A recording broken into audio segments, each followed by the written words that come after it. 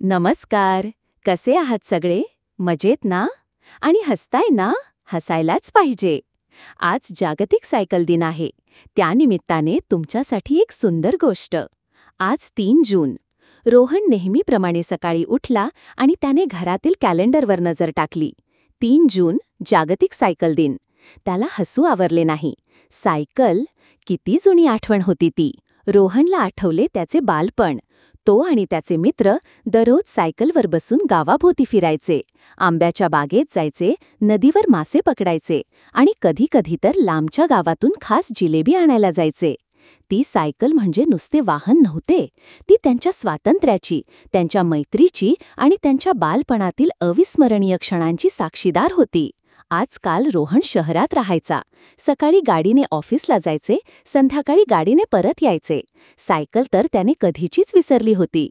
पण आजच्या जागतिक सायकल दिनाती त्याला त्याच्या जुन्या दिवसांची आठवण करून दिली. त्याला आठवले एक किस्सा. एकदा त्याची सायकल पंक्चर झाली होती आणि त्याला शाळेतून पायी घरी यावे लागले होते. त्याचे मित्र हसत होते, पण त्याच्या एका मित्राने, अजयने, त्याची सायकल दुरुस्त करायला मदत केली होती. अजय? रोहनला आठवले, अजय आता कुठे आहे? त्याला भेटून कितीतरी वर्षे झाली होती. रोहनने सकाळी ऑफिसला न जाता त्याची जुनी सायकल बाहेर काढली. ती धूळ खात पडली होती. त्याने ती साफ केली, टायरमध्ये हवा भरली आणि मग त्याने अजयला फोन लावला. अजय, आठवते का तुला आपली सायकलची मस्ती? आज जागतिक सायकल दिन आहे. भेटशील का मला? अजयलाही जुन्या आठवणींनी आनंद झाला. दोघेही दुपारच्या वेळी भेटले. त्यांनी जुन्या गप्पा मारल्या, हसले आणि मग सायकल घेऊन ते त्यांच्या बालपणातील आवडत्या ठिकाणी, आंब्याच्या बागेकडे निघाले. सायकल चालवताना त्यांना जाणवले की काळाने खूप काही बदलले असले तरी काही गोष्टी कधीच बदलत नाहीत, जसे की मैत्री आणि बालपणीच्या आठवणींचा गोडवा.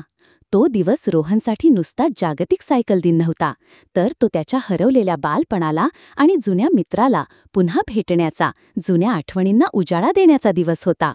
धन्यवाद तुमचे, कारण तुम्ही ही गोष्ट शेवटपर्यंत ऐकलात. उद्या पुन्हा भेटू पुढची गोष्ट घेऊन. तोपर्यंत तुम्ही तुमची काळजी घ्या आणि समाधानी रहा. आपला मित्र प्रवीण कुबल सर.